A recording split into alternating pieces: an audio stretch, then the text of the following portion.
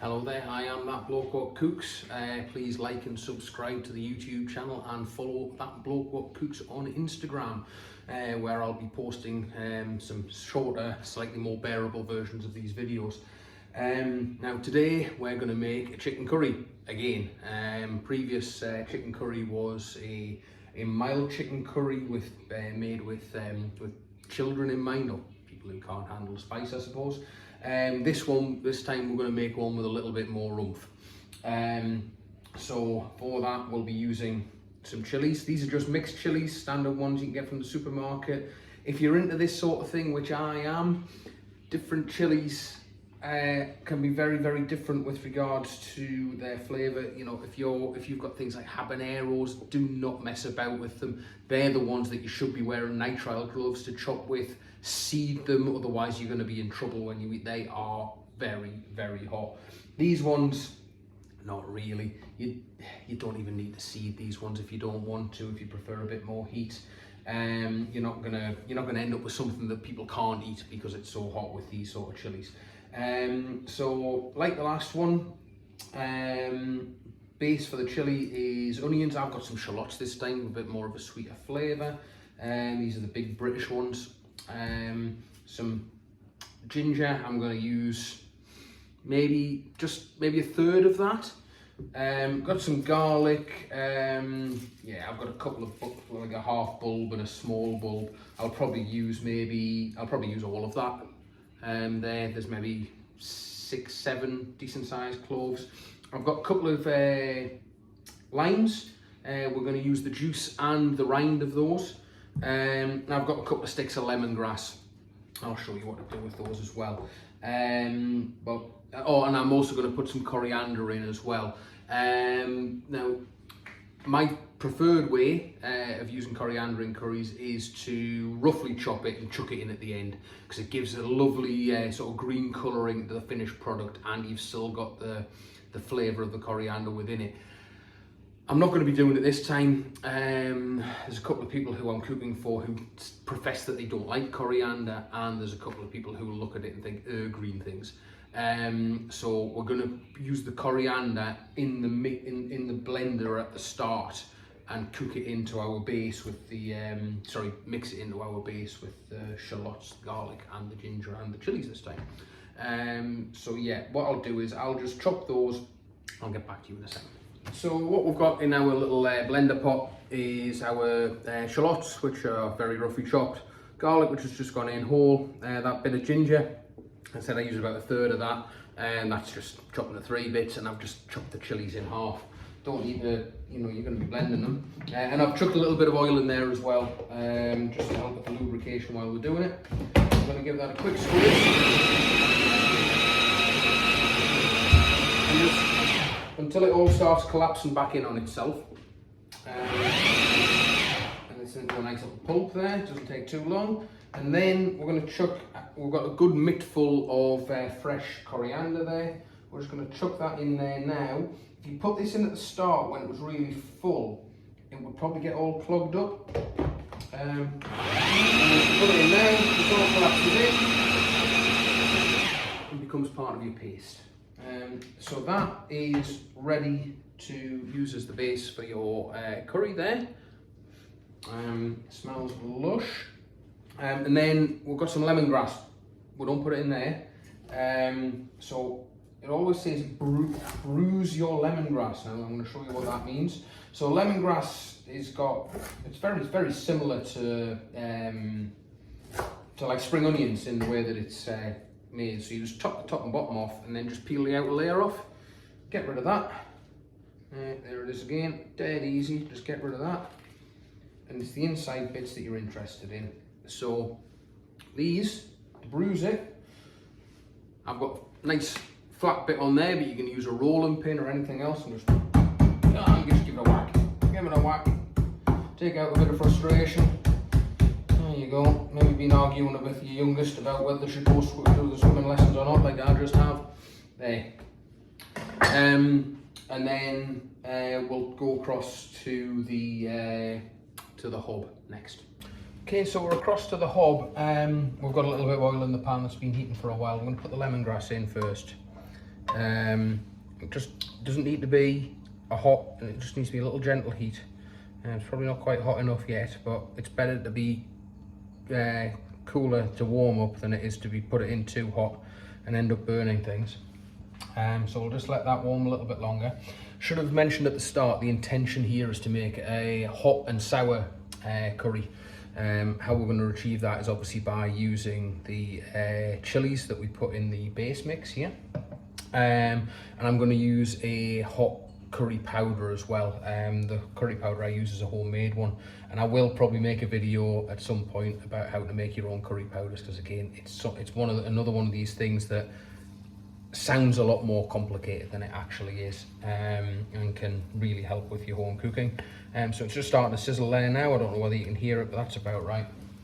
And we want to get our base into there now, so let's just do this without making too much of a mess.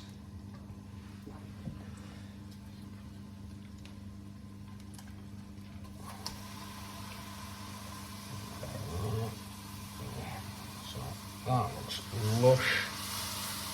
Get that all mixed in with the oil. Just make sure nothing burns to the bottom of the pan. That's it. Much better to cook it slower and not have anything burnt than to try and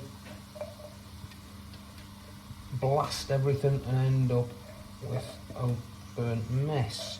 So the other thing, when I've mentioned about the hot and sour side of things, the sour side of things is going to come from the limes that we're going to use. And obviously the reason that I'm blitzing everything up is that, well, two reasons. One is that some of the people that I'm cooking for don't like bits, and the other thing is, for a curry, I think it just looks better. So we're going to blitz our chopped tomatoes in our blending pot next, ready for adding. The other thing before I let you go is that we're going to grate into here the rinds of the lime. Now, so we've had this cooking away for about 5 minutes now. Everything's starting to soften nicely, and the smell of coriander, lemongrass, ginger, garlic, chilies, the shallots is just filling the room, and not gonna lie, it smells amazing.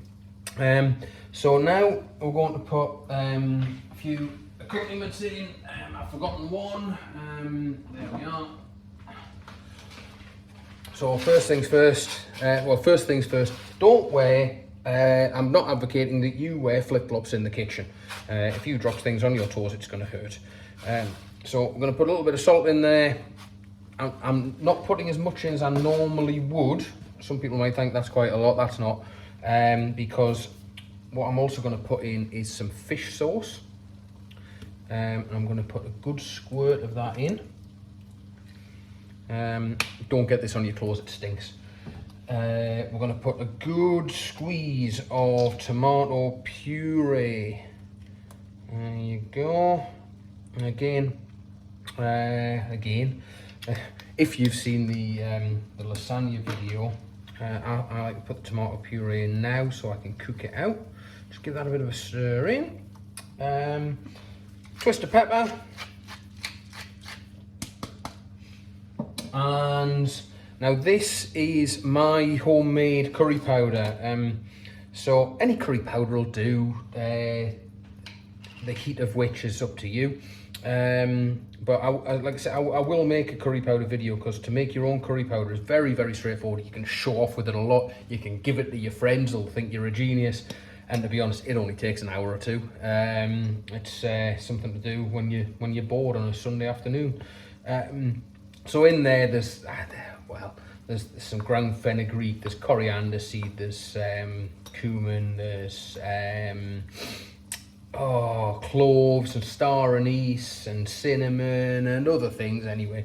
But we're just going to put what is probably a dessert spoonful in there. The smell hits you straight away. It's incredible smell. And just stir that all in, and then you're ready just about. One thing, if you've never cooked with lemongrass before, you'll notice that it doesn't break down, and that's fine. You just fish it out at the end before you serve it. and we're going to do something similar with the limes, which you'll see shortly. So yeah, we're going to put a bit of liquid in there now, which is, nearly made a mess there. It's just a bit of blitzed up chopped tomatoes. That's a tin of chopped tomatoes blitzed up to get the lumps out. Put that in, and then the other bit of liquid that we're going to put in is some homemade chicken stock. And there is a chicken stock video, which depending on when you watch this may or may not have been uploaded, and showing you how to make your own chicken stock at home. But if you haven't got any, or got around to making any, just some chicken stock made from a bouillon cube or a stock pot will do. But if you make your own, it tastes a lot better. Now this has been in the freezer, it's still frozen, still a frozen block, but all we're going to do is put that in there. It'll melt because it's a nice warm pan. We'll put a lid on and we'll come back in about 20 minutes, half an hour, and that will all be cooked in together. So this has been cooking away nicely for about 15 minutes since we put that chicken stock in. That's all melted. See by the steam coming off that it's warming up. Now, got one of the limes that we took all the rind off before. Just want to squeeze that in. Good thing about limes is there's no pips in there, so you don't have to worry about getting them in. Another good tip for when you're using limes: get them out the fridge early, because they're a lot easier to squeeze when they are at room temperature rather than cold. You get more juice out of them. So get that out. What I'm going to do with this, because we're making a hot and sour curry, I'm just going to leave that in there, fish it out later, and then we're going to squeeze the other half in. Now I'm not going to dump the other half in the curry just because I don't want to make it overly sour. We can always add that half in, or even some more in later if we don't think it's sour enough, but it's much more difficult to unsour it without adding far too much sugar. So it's also very liquid, as you can notice at this stage. That doesn't matter. We can always reduce that down later. I'm giving myself plenty of time to cook this. I'm cooking for a few people later on, and this is just one of the dishes. So I've got plenty of time to reduce the liquid down. You'll also notice there's no meat in here yet. Like the other curry video, we're going to put the meat in raw, the chicken thighs. We're going to put them in raw and let it poach within the curry so it soaks up all the flavour of the curry into the meat. So one thing to do now is to give it a taste. This is the point where you need to find out whether you need to add anything or whether you've got it too hot or anything like that. So there's that's got some kick to it. Oh, that's good. So that's, to be honest, that's probably about bang on for the flavour I want. It maybe wants a little bit of sugar. Okay, so we've had that cooking away, and I've just put in some boneless, skinless chicken thighs. To my mind, chicken thighs make the best curries. If you want to make a really flavoursome curry, put the chicken thighs in there with the skin and the bones on, and the flavour you'll get off that is amazing. I'm already achieving that with the homemade chicken stock. I know some people don't like bones in their food, and some people shy away from chicken thighs and would rather go for chicken breast. Look, I'm not going to judge you. Actually, I am. I've already have. But if that's what you want to do, yeah. Obviously now you don't want to taste it until like the chicken is no longer raw. So all we're going to do is we're going to stick the lid back on that, and because it's on a low heat, I'm going to forget about it for a while because I've got loads of time. And then closer to when I'm going to serve it, I'm going to take the lid off and just let it bubble a bit harder and take take some of that liquid off. But effectively, that's your curry. You just need the chicken to cook. So we've come off the tripod, and as you can see, we've reduced quite a lot of the liquid out of this now. Probably wants to take another third of that liquid off. You obviously still want some juice left over, but it's much less of a soup, as you can see. Just a couple of notes on this. This sort of curry works excellently with fish, but obviously you would want to put the fish in much later, sort of just not long before you serve, because the fish would take a lot less time to cook and would fall apart a lot quicker if you left it in for too long. You need to use a very fleshy fish like cod or something like that. We've also got a little bit excited, we've got another sort of korma style curry going on. We've got a veggie curry going here, which will take a while, and we're doing a little sambal here as well, which is a very fiery accompaniment, because we're going to do a bit of nasi lemak. But what we're interested in with this video here is this hot and sour chicken here, which is looking and smelling great.